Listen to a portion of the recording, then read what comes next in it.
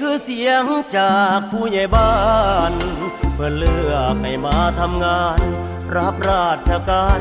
ด้วยความจริงใจดูแลพี่น้องนั่นคือหน้าที่ผู้ใหญ่แม่นยากสำใดก็ไปว่าแต่เอิ้นใส่ได้ทุกเวลาป่านนี้ยังบ่ว่าดีนอคนบางครั้งก็ต้องอดทนฟังเสียงบ่นสาวบ้านเขาด่าบ่ถูกใจแน่ก็พากันเอาไปเว้านินทาบัดความดีเฮานั้นนาเฮ็ดน้ำจนว่าเพื่อนฮอดบ่มองเงินเดือนแต่ละเดือนก็พอสำนั้นออกงานสังคมทุกวัน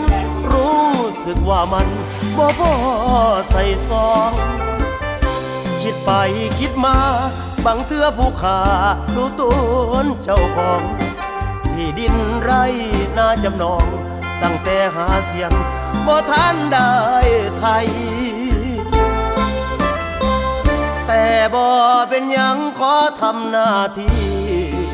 ได้ใส่สุดสีกากีสมเกียรติศักดิ์ศรีเขาเอิ้นพ่อผู้ใหญ่พี่น้องทุกคนขอจงได้โปรดเห็นใจทุกหมู่บ้านอยู่ในเมืองไทยต้องมีผู้ใหญ่ไว้เป็นผู้นำ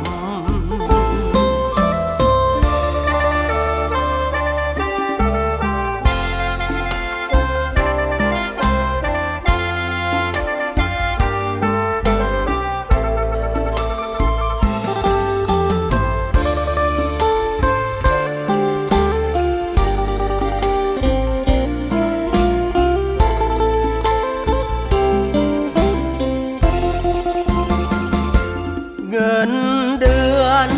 แต่ละเดือนก็พอสำนั้นออกงานสังคมทุกวันรู้สึกว่ามันบ่พอใส่ซองคิดไปคิดมาบางเทื่อผู้ขาหนูตนเจ้าของที่ดินไร่นาจำนองตั้งแต่หาเสียงบ่ทันได้ไทย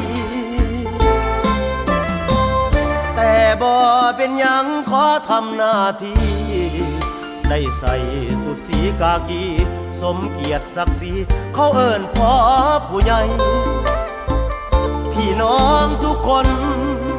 ขอจงได้โปรดเห็นใจทุกหมู่บ้านอยู่ในเมืองไทยต้องมีผู้ใหญ่ไว้เป็นผู้นำ